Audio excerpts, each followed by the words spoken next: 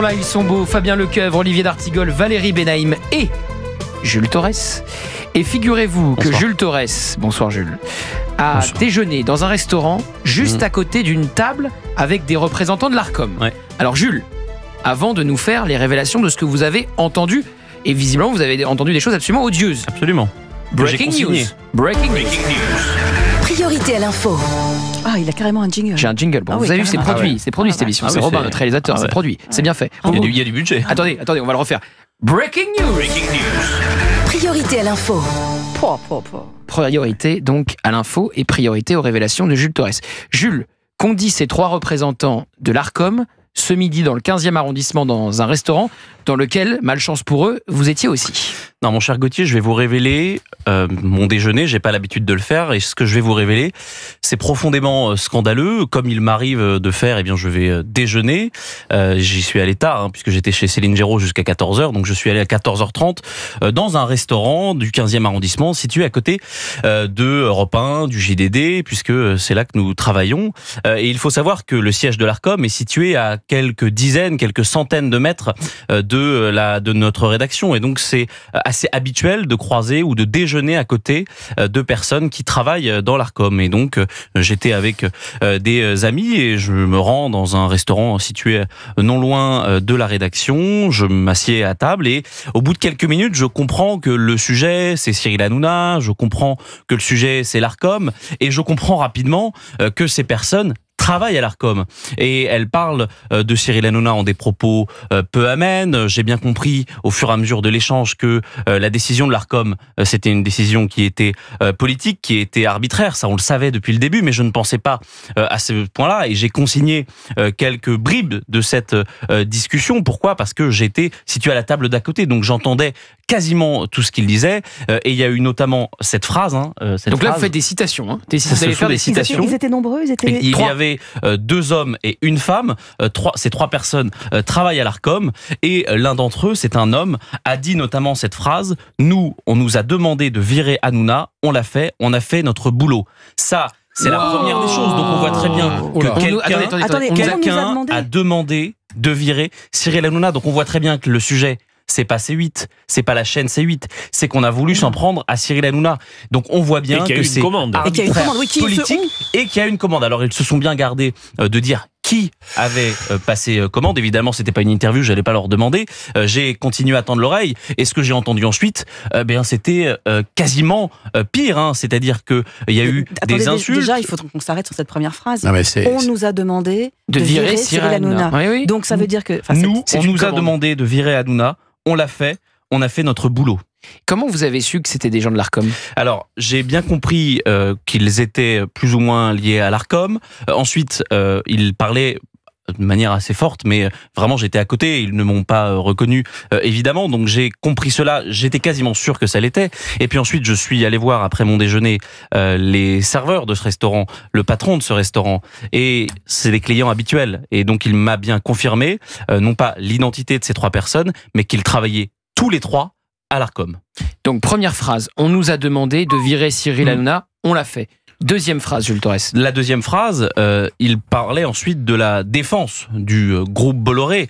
Et à ce moment-là, ils ont dit « On est bien content de s'être payé le groupe Bolloré. On est bien content de s'être payé Pascal Praud », parce que c'est ça aussi qu'ils ont dit, alors que ça n'a pas beaucoup de rapport. Ils ont parlé, vous savez, de l'édito de Pascal qui défendait C8, qui dénonçait le fait que 400 personnes, et je vais y venir après, vont être sur le carreau. Et donc ils s'en sont pris. C'était pas des insultes, mais en tout cas ils ont parlé en des termes peu amènes de tout les personnes qui travaillent pour le groupe Bolloré. Non mais c'est hallucinant ce que vous nous racontez. Et attendez, et c'est pas terminé. Incroyable. C'est pas terminé. Alors, et c'est pas terminé. Et moi, c'est sans doute ce qui m'a le plus choqué dans ce déjeuner. Et c'est arrivé vers la fin, puisqu'il parlait justement de ces 400 personnes qui vont se retrouver sur le carreau avec l'éviction de C8. Et là, ce que je vais vous dire, je l'ai entendu, et c'est de leur bouche. Nous, on s'en fout de mettre au chômage 400 potes d'Hanouna. Ça, c'est un verbatim. C'est un verbatim. C'est incroyable.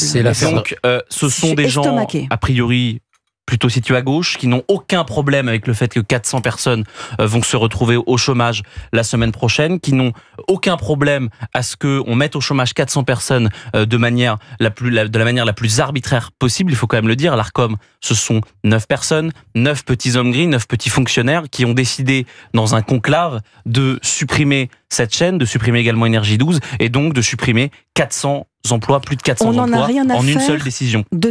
On s'en fout de mettre au chômage 400 potes d'Hanouna. Et vous avez entendu, vous avez eu des verbatims aussi sur les mots utilisés à l'endroit de Cyril Hanouna et de Pascal Praud ou pas? Alors justement, Cyril Hanouna et Pascal Praud, ils se sont bien gardés de les insulter, mais en tout cas, ce qu'ils disaient, c'est que c'était bien fait pour eux, c'est que ils étaient faux, que finalement, ça ne changerait rien à la vie de Cyril Hanouna, et ça, c'est pas complètement faux. Cyril Hanouna, il va rebondir, parce que c'est pas Cyril Hanouna qui est contraint le plus dans cette histoire. Bah oui. Ce sont les personnes qu'on ne voit pas à l'antenne, ce sont les personnes qui sont à la réalisation, au son, ce sont dans les boîtes de production.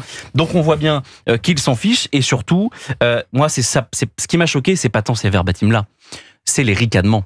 Vous savez, ce petit ricanement de c'est bien fait pour eux, ouais. Ces 400 personnes-là, les potes d'Hanouna, eh bien, tant pis pour eux, finalement, ils n'avaient qu'à pas travailler avec Cyril Hanouna. C'est de leur faute s'ils sont au chômage. Et voilà, c'est les ricanements, plus que les mots. C'est les ricanements, moi, qui m'ont beaucoup scandalisé et choqué. Alors, je rappelle vos révélations, Jules et Valérie Benaïm et Fabien Lecoeuf, qui sont tous les soirs sur C8 avec Cyril, vont évidemment réagir dans un instant. Vous aussi, vous pouvez réagir au 01 80 20 39 21. Jules a donc déjeuné à une table à côté de représentants de l'Arcom qui ont donc dit on nous a demandé de virer Cyril Hanouna et on l'a fait, qui ont ricané. On a fait notre boulot, qui ont ricané, qui ont eu des mots peu amènes à l'endroit de Cyril et de Pascal Praud et qui ont aussi une joie mauvaise à l'idée de voir 400 personnes se retrouver sur le carreau. On s'en fiche d'avoir mis 400 potes de Cyril Hanouna, je cite, au chômage. Ça sera bien fait pour eux parce qu'ils connaissent Cyril. Pour eux parce qu'ils connaissent Cyril. Valérie Benaïm, vous vous rendez compte? C'est hallucinant ce que nous dit Jules. Estomaqué. D'abord, il y a deux choses. Il y a deux choses qu'il faut retenir. Un, il semblerait, si on croit ce que vous dites, et je vous crois, mais croyez-moi, bien évidemment, qu'il s'agit d'une commande. On nous a demandé d'eux. Et que contrairement à ce qu'on nous a fait croire, il ne s'agit pas de sanctionner la chaîne parce que la chaîne en entier a un problème. Il s'agit d'une chasse à l'homme, en l'occurrence, celle de Cyril Hanouna. Je suis estomaquée. Deuxième phrase qui me... Alors là, les bras m'en tombent, parce que là, on va encore plus loin. On s'en fout de mettre au chômage 400 potes de Cyril Hanouna. C'est-à-dire que non seulement on assume, mais en plus on ricane du licenciement de 400 personnes dont on dit qu'ils sont les potes d'eux. C'est la faillite de la pensée. C'est-à-dire que 400 personnes qui travaillent dans un groupe sont forcément les amis de Cyril Hanouna, et qui dit ami d'eux égale ennemi d'eux. Enfin, absolument. Je suis totalement abasourdi par ce que vous nous racontez. Les potes de Cyril Hanouna sont nos ennemis. C'est le mot qu'aurait pu utiliser l'Arcom. Fabien Lecoeuf, vous qui êtes tous les soirs en touche pas à mon poste. Alors moi je suis... Très grave. Hein. Ouais, c'est très grave. C'est hallucinant, et je pèse mes mots. Je pense que c'est une nouvelle affaire Dreyfus. Non, attendez. Non, je vais vous dire, quand on demande à quelqu'un de dégager et qu'on s'en prend à une personne, on verra comment les choses vont évoluer. Mais je pense qu'il y a c'est grave de faire ça. Très grave quand on s'en prend à une personne et qu'on fait ce qu'on appelle des dommages collatéraux. Dreyfus s'est retrouvé au bagne, je le rappelle. Oui, mais parce que c'était une époque où il y avait un bagne. Vous savez, Dieu merci, plus de 100 ans après, on n'a plus le bagne. Mais vous savez, les conséquences sont lourdes pour des milliers de familles. Moi, j'ai le droit de penser ce que je pense. Vous avez le droit. Et je compare à cette affaire, parce qu'il y a beaucoup de similitudes avec cette affaire. Vous avez le droit de penser ce que vous pensez, vous avez le droit de penser sur ce que vous dites. Antenne, je rappelle que cette antenne est libre. Absolument, libre antenne. La principale Olivier. révélation n'est pas que Jules Torres, le midi et le soir, fasse bonne table, bonne chair et bon vin. Je dis à tout le monde, si vous croisez Jules Torres dans un restaurant, faites très attention. Oui. J'ai les grandes oreilles. Donc, le fait qu'il ait ses habitudes, sa table, ça nous le savions. Non, ce qu'il y a, cher Jules, c'est qu'il y a c'est une confirmation sur la commande politique. Je suis d'accord. Mais ça, on ne le découvre pas. On a des éléments désormais qui nous montrent qu'on leur a demandé. On ne découvre pas la commande politique. On l'a évoqué cette semaine, bien évidemment. 2, un climat vraiment de détestation, quasiment de haine, amenant des gens membres d'une autorité dite indépendante de régulation à parler d'une telle manière de ce dossier, visant ad hominem des personnes. Donc là, c'est un climat très dur, très violent. Se réjouissant du licenciement. Et je voulais terminer par ça, la fin justifiant les moyens et évoquant de la manière dont cela a été précisé, l'emploi et donc la vie. Parce que quand vous perdez votre emploi, c'est une relégation sociale, ça entraîne votre famille. C'est une déflagration. Il y a une perte d'estime de soi, il y a une grande crainte en l'avenir. Bon, enfin, c'est catastrophique. Et donc, évoquant cette dimension-là d'une manière, j'ai envie de dire dégueulasse. Voilà. Alors, à la fois, on se surprend de ne pas être surpris, mais le fait qu'on puisse y mettre des mots aussi clairement, c'est vrai que ça soulève le cœur. Moi, je vous jure, ces verbatims-là, je les ai notés au moment où je les ai entendus. Je me suis demandé si c'était possible, et c'est la raison pour laquelle je suis ensuite allé voir. Il y a des personnes qui pouvaient me confirmer qu'ils travaillaient bien à l'Arcom, et ils me l'ont confirmé. Et à ce moment-là, je me suis dit, mais ce n'est pas possible, vraiment. On est, où est la caméra? Je suis dans un sketch? Non, pas du tout. C'est bien ce qu'ils ont dit, donc on a bien une confirmation. Ils ont voulu s'en prendre au groupe Bolloré, et ils ont voulu s'en prendre à Cyril Hanouna. Ils n'en ont rien à faire des 400 personnes qui vont se retrouver sur le carreau, et c'est une décision politique et arbitraire. Nos auditeurs réagissent aux révélations de Jules Torres, qui a donc entendu des cadres de l'Arcom dire on a fait virer Cyril Hanouna, nous avait demandé de le faire. On nous a demandé de le virer, on a fait le boulot. On a fait le boulot, ils se réjouissent de la perte de l'emploi de 400 personnes. Valérie de Marseille, vous nous appelez. Bonjour Valérie, comment vous réagissez à ce que vient de nous dire Jules et à la fermeture la semaine prochaine de C8 ? Alors bonjour Gauthier, bonjour à tous. Alors déjà, je tiens à souligner que ça fait 25 ans que je suis militante au Parti Socialiste, premièrement. Deuxièmement, que je soutiens de façon inconditionnelle Cyril Hanouna, ses équipes, bien sûr, toutes les personnes qui interviennent sur cette chaîne. J'ai une pensée pour Énergie 12, parce que l'Arcom a dû faire la ploume, savoir quelle est la victime collatérale. C'est Énergie 12, donc j'ai une pensée pour eux. Évidemment, j'ai une pensée pour les 400 personnes qui vont se retrouver sur le carreau, et je me demande où sont les CGTistes et compagnie pour pouvoir défendre ces personnes-là. Mais ils sont contents. Bien sûr, ils sont contents. Je veux dire, moi, les gens comme moi de gauche, il y en a. Et je vous remercie de me donner la parole, parce qu'on n'a pas beaucoup l'occasion de s'exprimer. Mais vous avez entendu, Valérie, ce que nous a dit Jules. Jules nous dit... Tout à fait. Mais ça m'étonne pas. Ils se réjouissent de... On a mis 400 potes de Cyril Hanouna au chômage, c'est bien fait, quoi. C'est ce manque d'empathie. C'est des hyènes. Voilà, je ne tiens pas à vous dire. Le pluralisme, par contre, sur les plateaux, je le vois pas, moi. À part de nous mettre un salafiste à l'écran, parce que vous avez dit que la tenue vous a pas choqué, moi, ça m'a choqué. Que M. Cohen mange tous les jours grâce à mes impôts. Oui, vous parlez de Merwan Ben Lazar, qui était sur cette affaire. Oui, je suis désolée. Je veux dire, je pense que dans la pluralité, il y a des gens beaucoup plus intéressants à mettre en avant que ce salafiste. Donc, je suis désolée, mais moi, mes impôts servent pas à mettre ces gens-là à l'antenne. Je paye pas des impôts pour ça. Je tiens à répondre à M. Cohen, qui est soi-disant journaliste et qui a traité Cyril Hanouna de complotiste. Donc, quand ils n'ont plus d'arguments, on est fasciste, nazi, complotiste, etc. Et je voudrais dire aussi que quand on dit qu'il est complotiste, Cyril Hanouna, il faut apporter des arguments. Lui, son seul argument, c'est qu'il est complotiste. Et là, les révélations de Jules viennent nous démontrer qu'il n'y a rien de complotiste, et que si ça vient de l'Élysée, c'est encore plus grave, et que maintenant, de toute façon, on doit nous dire ce qu'on mange, ce qu'on entend, combien laver de culottes, on doit les laver 3 fois, 10 fois, 20 fois, les réseaux sociaux. Moi, je vis pas dans un pays de bolcheviques, je vis pas en Corée du Nord, et je le répète, je suis militante du PS depuis 25 ans. J'espère qu'au prochain congrès, on va virer fort. Ça se passe bien, les réunions du parti, oui. Alors écoutez, ça se passe bien, parce que vous savez, au niveau local, on n'a pas le reflet de ce qui se passe au niveau national. Oui. Pour ça, je vous remercie de me donner la parole. Parce que si je tiens tant à rester au PS, c'est parce qu'il y a un certain monsieur Dologu qui risque de devenir maire de ma ville, et que cette espèce d'inculte n'a rien à foutre comme maire. Comme le Piole, ça va devenir Grenoble numéro 2. Et je ne veux pas de cet énergumène à la tête de la 2e ville de France. Donc je tiens bon au PS, même si c'est dur, même si j'en veux à mon parti, même si j'en veux à mes dirigeants, même si j'en veux à toute cette clique de gauche qui ne me représente pas, et je tiens à le dire, et on est nombreux dans mon cas, et je tiens à dire que toute leur tambouille qu'ils ont fait entre les 2 tours des législatives, que des gens qui sont allés manifester contre les retraites, dont je fais partie, vont après mettre le bulletin d'Elisabeth Borne.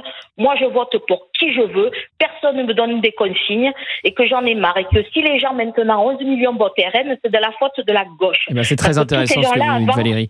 Vous avez un peu le diagnostic d'Olivier d'Artigol. Voilà. Olivier, j'ai l'impression de vous entendre dans le témoignage de Valérie. Non, mais je suis certain que localement, énormément de militants de gauche, de la gauche que j'aime bien, moi, partagent ce que nous dit notre auditrice, et qu'une écrasante majorité d'entre eux sont malheureux à l'idée de ne pas retrouver Cyril et son équipe et ses chroniqueurs dans quelques jours.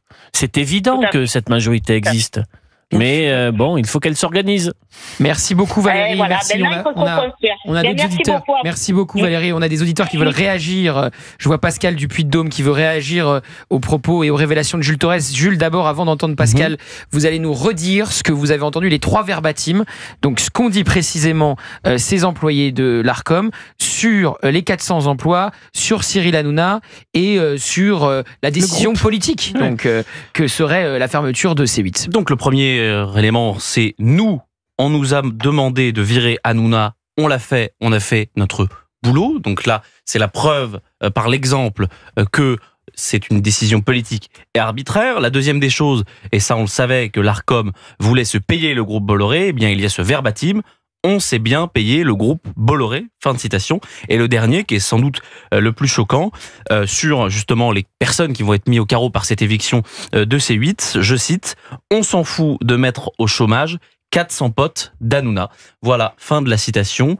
Donc on voit très bien qu'ils s'en fichent, que ces personnes-là avaient tort de travailler avec Cyril Hanouna et que finalement, c'est bien fait pour eux de se retrouver au chômage. Pascal, vous nous appelez sur Europe 1 pour On marche sur la tête depuis le Puy-de-Dôme et vous êtes absolument scandalisé par les propos rapportés de Jules Torres, les propos donc de cadre de l'Arcom. Bonsoir Monsieur Lebray, bonsoir à toute l'équipe. Bonsoir. Oui, je suis scandalisé. Là, j'attends quand même de la part de la ministre de la Culture, Madame Dati. Ah bah demandez-lui, Jules, elle est en interview avec vos collègues. Imminente, parce que là, je trouve ça scandaleux, parce que j'appelle ça des méthodes de barbouze. C'est une méthode de barbouze. On veut détruire un groupe, on l'aime ou on l'aime pas, c'est pas la question. Il y a une chaîne C8 qui a son public, il y a Cyril Hanouna qui fait ses émissions, que j'apprécie. On se marre bien, au moins ça fait baisser la pression et l'ambiance qu'il y a actuellement. Moi je dis, mais on marche sur la tête complètement là. C'est grave, c'est gravissime. C'est des méthodes de barbouze ça. Et là j'attends quand même une réaction de Madame Dati, vraiment imminente, et qu'elle annule la décision de l'Arcom. Elle ne pourra pas l'annuler, mais elle va sans doute réagir ce week-end. Ah ben j'espère bien, parce que attendez, en plus 400 personnes, ils sont qui ces personnes-là? Et qui a mandaté? Moi, j'aimerais bien savoir. Soit c'est Monsieur Colère, mais qu'est-ce qu'il fout, ce Monsieur Colère? Il est payé pour faire ça? Je me pose la question. Là, ça devient gravissime. Et j'attends aussi une réaction du président de la République. Ah bah vous pouvez, à mon avis, encore, on va attendre longtemps. Je sais, mais ça devient de plus en plus grave. Et moi, j'espère que Cyril va pouvoir rebondir, mais faire encore plus de tapage sur ces idiots qui nous gouvernent actuellement. Je m'excuse de l'expression, mais là, je suis gentil encore avec le mot idiot, hein, je vous le dis. Hein. Merci beaucoup, Pascal. Non, en tout cas, bravo à Monsieur Torres, parce que alors là... Oui. Je me suis trouvé au bon moment, au bon endroit. C'est l'investigation. Alors ça, c'est du bel ouvrage, c'est sur le terrain. C'est sur le terrain. Moi, je suis un journaliste de terrain. C'est un journaliste de terrain. Mais prioritairement des restaurants. Ah oui. C'est pour ça qu'on aime Europe et CNews et C8, parce qu'on a une information, une vraie information. On n'essaye pas de nous endormir comme certains médias font. Voilà. Merci beaucoup. Merci beaucoup, Pascal. Monsieur D'Artigol, c'est pas forcément de la même opinion, mais au moins il est présent. Mais oui, il est présent, il est là, le type. Il a toujours été courageux, Olivier, sur la décision en coulisses de l'Arcom. Parce qu'il a tout de suite dit, si le pouvoir et l'Élysée voulaient empêcher qu'une chaîne de télévision, 2 chaînes même en l'occurrence, ferme, évidemment Emmanuel Macron aurait pu le faire. Merci beaucoup, Pascal. On est avec Grégory qui nous appelle de Nice. Grégory, comment vous réagissez aux informations de Jules Torres qui nous dit, aujourd'hui, des représentants de l'Arcom ont dit dans un restaurant parisien, on a fait notre job, on nous a demandé de fermer C8, on l'a fait, et tant pis pour les 400 salariés de C8, c'est 400 potes d'Hanouna, donc c'est bien fait pour eux, quoi. Oui, alors bonjour l'équipe. Merci de me passer la parole. Alors, moi, désolé, mais j'ai la haine carrément, là. Depuis ces derniers jours, ça me donne la haine, tout ça. Mais par rapport à l'ARCOM, là, ce qu'ils ont dit, ce que j'entends, ce qu'il a dit Jules Torres, c'est dégueulasse. Mais c'est hallucinant. Il n'y a pas une enquête à faire, quelque chose dans... Vous comprenez ce que je veux dire? Là, ce sont aux gens de s'indigner. Des conséquences, mais qu'est-ce que vous voulez qu'on vous dise? Qu'est-ce que vous voulez? On peut fermer 2 chaînes dans ce pays de manière totalement arbitraire, sans que ça scandalise grand monde dans la classe médiatico-politique. Mais c'est de la dictature, là. Mais moi, je suis français, mais carrément, je suis attaqué par mon pays, quoi. Vous comprenez? Bien sûr, je comprends, mais évidemment, mais on est tous scandalisés. On est tous scandalisés, Grégory. Merci beaucoup d'avoir été avec nous. C'est je soutiens toute l'équipe, hein, parce que merci beaucoup, merci Grégory. Merci beaucoup. L'adresse de la brasserie de ce soir de Torres. Eh ben, faites gaffe. Faites attention à vous si vous croisez Jules Torres dans un restaurant. C'était un plaisir d'animer On marche sur la tête ce soir. Cyril Hanouna revient évidemment lundi et tout de suite c'est Thierry Cabane sur CNews et Europe 1.